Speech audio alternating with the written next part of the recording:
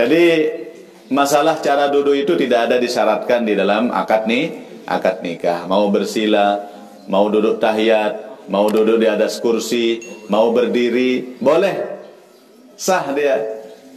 Cuman afdalnya ya bagaimana adab yang paling bagus lah.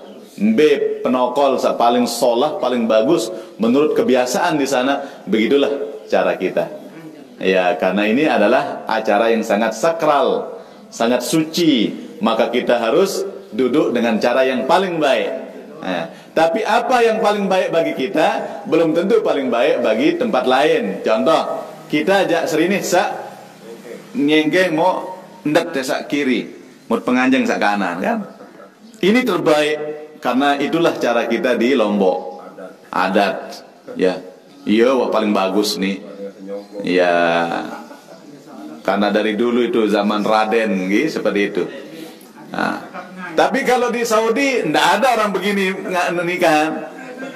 Gimana cara Saudi? Nyengkat silan. Silan. Ndak pernah kita lihat di Saudi orang. Ya. Kalau di Jakarta kadang-kadang pakai kursi. Berkursi nonton. Ya. Malah waktu COVID-19 nganjeng nonton belalang isi jebak. Ada saya lihat itu di WA itu akad nikah tapi cara berdiri walinya di halaman rumahnya, yang dinikahkan pengantin di luar halaman dekat utama. Berjawaan, saya nikahkan kamu dengan anak saya lah. Sepada lalu si takut lalu si corona. Gue yune bersalam na Malik. Mu itu aja serini sak agar liman mu demen wah, saya nikahkan kamu dengan anak saya dengan mas kawin. Langsung tuh ini pengkejut sekali ada langsung. Mu demen ujan den sah ulang aro saksin kajuman lalu. Dimanja ngenak-ngenakan sekedi ade pokok lancar nggih dene sak ulang bareng saya ndek lancar baturis ya. Ada Malik. Nggih. Kan sekedang terakhir. Mana yang lebih utama, menyatukan anak yatim yang hidupnya di kalangan keluarga yang berada daripada memberikan makan kepada orang-orang miskin? Ya, kalau anak yatim itu kaya sih ndak terlalu ya. Ada anak yatim, makanya di dalam pembagian zakat itu tidak disebutkan anak yatim. Yang disebut adalah fakir miskin, tidak disebut anak yatim. Kenapa tidak disebut anak yatim? Karena ada anak yatim yang kaya. Mate ama lagu tinggalan warisan miliaran, bapak milioner. Tanah hektar-hektar. Enggih. Ikannya berlaga-laga, sapinya berbara-bara. Wah, udahlah kalau dia anak yatim yang kaya aja, ya sudah hidupnya mewah. Ya lebih utama kita, walaupun tidak anak yatim tapi fakir miskin. Yang dimaksud adalah fakir miskin yang memang sangat membutuhkan kasih sayang dan bantuan. Ya. Masih lagu nih terusan. Jangan dibenci, disayangi. Karena sayangnya kita pukul dia untuk mendidik gitu. Jangan dibenci. Kalau dibenci dia tetap salah kita. Ya. Kita harus sadari bahwa anak yatim itu nakal karena dia membutuhkan kasih sayang. Kenapa dia nakal? Karena dia tidak pernah diusap kepalanya. Dia nara ya gua apa otak kan.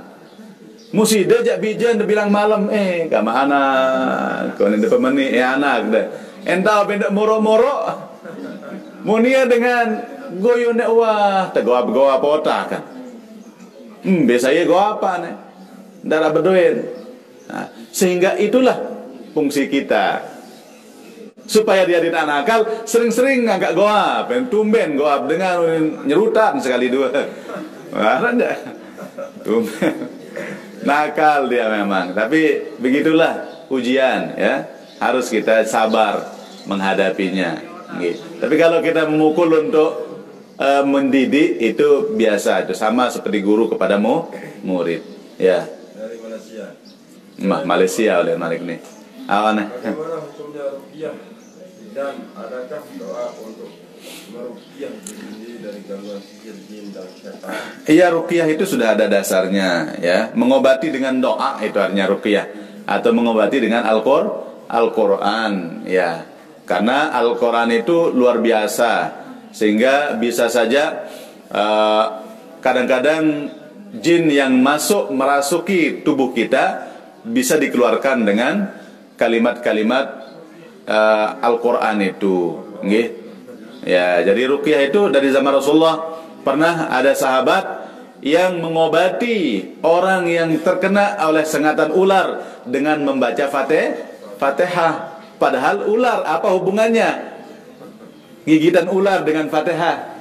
Kalau penyakit yang zahir bisa sembuh dengan Al-Quran, apalagi yang memang batin, seperti gangguan jin misalnya. Memang itu bagian. Lamun jin jadi bau terawat si dokter, suntik ya satu kali masih ini.